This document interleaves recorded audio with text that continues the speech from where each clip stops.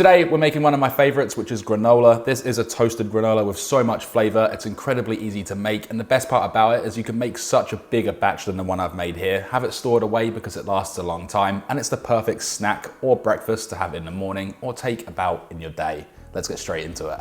Now starting off, we're going to need 150 grams of almonds. All I'm doing with these is laying them out on my bench and then going through with a sharp knife and roughly chopping. We don't want to break them up too much. That's why using a blender is a little bit too aggressive. It's going to break it down too far and more into a powder than into a coarse crumb like we want. And all you really need to concentrate on is breaking up any whole pieces, just ensuring that there's none left whole.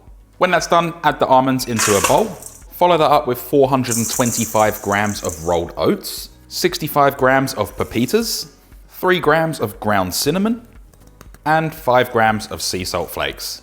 Let's then get in there with clean hands and just start mixing this all together. So much easier to do it with your hands. Make sure all of that cinnamon is mixed completely through and is coating everything. And what you're looking for is something that looks like this. At this point, we'll add in the wet ingredients. This is 115 grams of coconut oil, just melted in the microwave.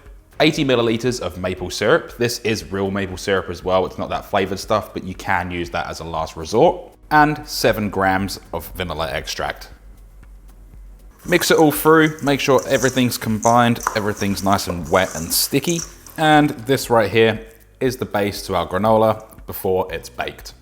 Get this all tipped out onto a baking tray lined with parchment paper. I've just used a little bit of spray oil to stick that paper down more securely. And make sure you scrape all of that flavor out of the bowl, because some of that syrup, the oil, and the vanilla extract can be sitting at the bottom. Spread this all out, making sure it's covering the entirety of that baking tray. Also just making sure that it's not sitting on top of one another. It will be a little bit, but obviously not in one huge clump. Once it's all trayed up, we can then take this over to the oven. My oven's set at 180 degrees Celsius or 350 degrees Fahrenheit.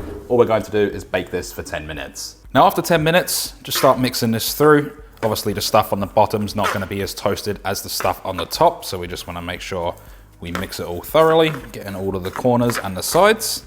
Make sure you flatten it down again so nothing's clumped up or in a big pile. Back over to the oven we go, and with the oven on the same temperature, chuck it back in for another 10 minutes to toast. So this has now been in the oven for 20 minutes, or those 2 10 intervals. What I have here is 45 grams of shredded coconut. Just add that on top. Give it all a good mix around. Again, making sure you mix the bottom to the top. That way everything's nice and toasted. And also try and get that coconut fully incorporated in there. Doesn't really matter too much. And we add the coconut now rather than at the beginning because it's a lot thinner and it's prone to burning a lot quicker than the rest of it. Once again, back over to the oven we go. And this time we're going to be toasting it for 7 more minutes. And that's all the toasting we need to do. Now after 27 minutes in the oven, we have this really nice golden toasted granola. We're gonna let this cool down for about 30 to 40 minutes, just until it's cool enough to handle. With this now cool enough to handle, get it all into a mixing bowl. Add in 70 grams of dried cranberries, and then just use clean hands and mix that all through, making sure the cranberries haven't stuck together, because some can do that.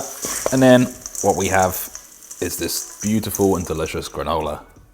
As for the portion size, it's 900 grams in total, and then you divide that by 5 equals 180 grams. It works out to be 1 1/4 cups worth. For the storing part, place on the lids, just make sure that it is completely cooled down. We don't want it to sweat or anything. And obviously these don't go in the fridge. They'll last in a cool, dark space for up to 2 weeks, possibly even longer, but I can guarantee you're going to eat it all before then. When the time does come and you're ready to eat it, you can either serve this with a spoonful of yogurt or a bit more, or even some milk. Chuck in some berries of choice. Of course, this is all completely optional. You don't have to do it.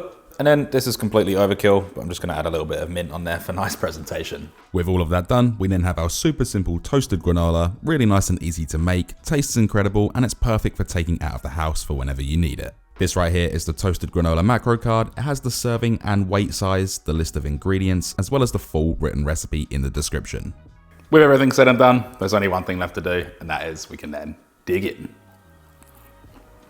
The thing I love most about this granola is everything in there has a purpose. Not one ingredient is overweighing another one. The salt in there just makes your mouth salivate and wants to go back for more. Maple syrup mixed with that coconut oil as well. Beautiful blend of flavors and a little bit of sweetness without it being too overpowering. And then just a really nice crunch on there. Of course, top it with what you want, serve it with milk or even yogurt, that choice is all yours.